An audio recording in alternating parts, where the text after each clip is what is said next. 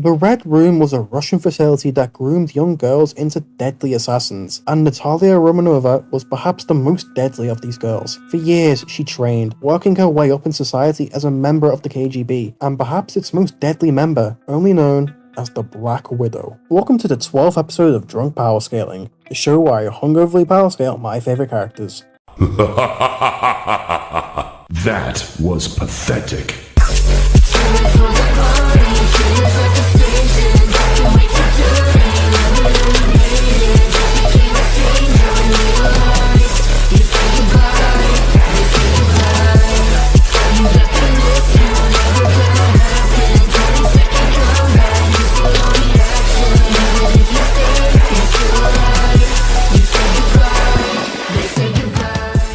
Today, we look at Black Widow, a character often overlooked compared to a lot of other Marvel heroines, and today I aim to put some respect on her name, even if she doesn't get to high tiers of power. One day in New York, Stark Industries was infiltrated by Natalia, now going by Natasha. After teaming up with the vigilante known as Hawkeye, she had a change of heart and defected from the KGB, instead choosing to become a part-time member of peacekeeping organizations like S.H.I.E.L.D. and the Avengers. Of course, to be part of such groups, she needs a deadly set of skills, which she of course has. Her training in the Red Room led her to be enhanced by a variant of the Super Soldier Serum, allowing her to keep up with a lot of Marvel's main street tiers. This also gives her a limited healing factor, and she ages a lot slower than most, looking 30 whilst being over double that. As part of the KGB's Black Widow program, it requires she learn many different martial arts, such as karate, sambo, judo, muay thai, and ninjutsu. She also trained to master pretty much any short or long range weapon on the planet, making her a quick improviser. Naturally, as a spy, she's also sufficient in stealth and manipulation. She also comes equipped with her spy suit, granting her resistances to bullets, blades, and extreme temperatures,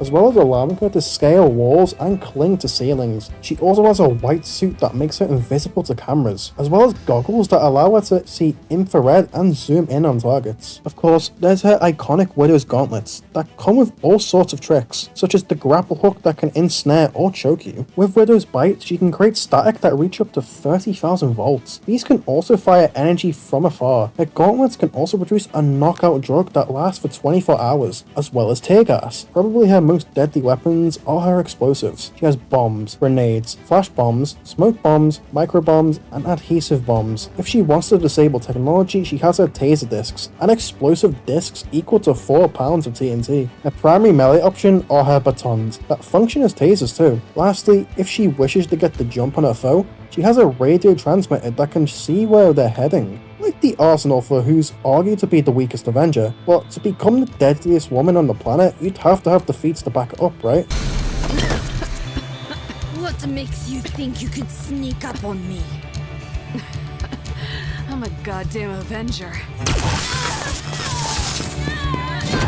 She can bend steel. Once defeated 100 men in a single setting, with Widow's bite, she can melt metal. She once broke a man's neck with a single kick. She's kicked the Punisher through a carnival game, shattered several wooden boards, sent a man flying with one hand, hurt Spider-Man with a kick. She slammed a man so hard into the ground it shattered the concrete underneath him. As mentioned earlier, her explosive discs are equal to 4 pounds of TNT. She should be able to match the output of small-time villains like Shocker, who casually turned a stone pillar into rubble. One of Nat's standard bombs created this explosion. In regards to overscaling, I'm iffy on whether or not she should scale to Captain America. Nat's serum is a different variant to the original formula, but both do fight on par with each other on missions a lot, and Nat has defeated the Brainwash Cap with help before. Plus, she's confidently equal to Winter Soldier, so you could definitely measure her attack potency to Steve. And Steve can hit with the force of a 5-ton meteor, but if you need something more believable within the same range, here's your average Punisher explosion using a regular bomb,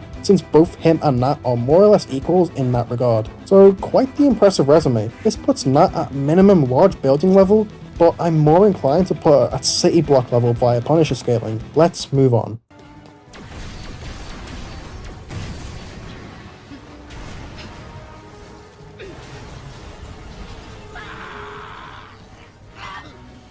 And that, gentlemen, is how you take out the big machine without breaking a sweat. Thanks to the Super Soldier Serum, she's definitely faster than the average gym girl. She can dodge bullets and gunfire, including ones from Bullseye, who has never missed. She can keep up with the likes of Blade, who can move faster than the eye can track. She's kept up with Beast, who is like really fast. She can dodge blasts from Iron Man, and keep up with Daredevil, who can dodge lightning, as well as Electro, whose blasts range from massively hypersonic plus to sub-relativistic. Naturally, she scales to Hawkeye, who can react within a microsecond. She can dodge lasers, and should be able to dodge ones from other Super Soldier characters like Red Skull. As mentioned earlier, scaling to Steve is somewhat iffy for power, but in speed it's a bit more justifiable due to her dodging Iron Man's blasts. I bring this up as Steve can swing his shield at light speed. She's been able to keep up with Daredevil multiple times, meaning it's easy scaling for us, and Daredevil can perceive and react within a nanosecond because comics. So overall, at minimum, Nat scales to Hawkeye at massively hypersonic, and at her peak scales to Daredevil at sub-relativistic plus. I'm shocked by how high we managed to get her. Let's move on. Okay, what we have here is more scared kid than crazed supervillain. Can you just mommy talk him before he destroys the city? Mommy talk?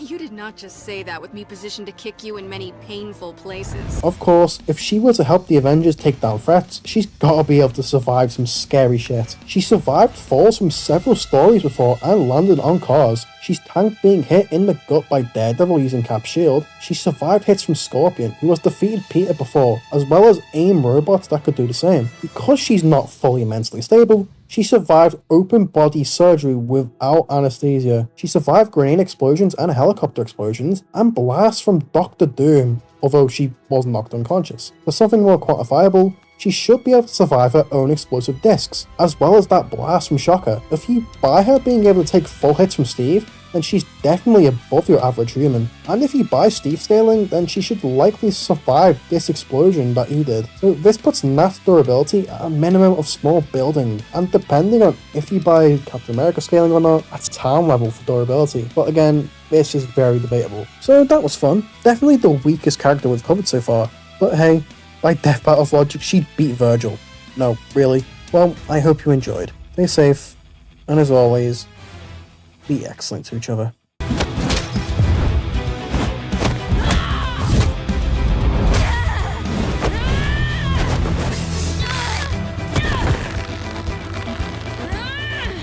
I can't survive anything.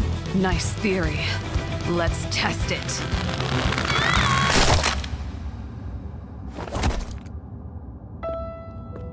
До свидания.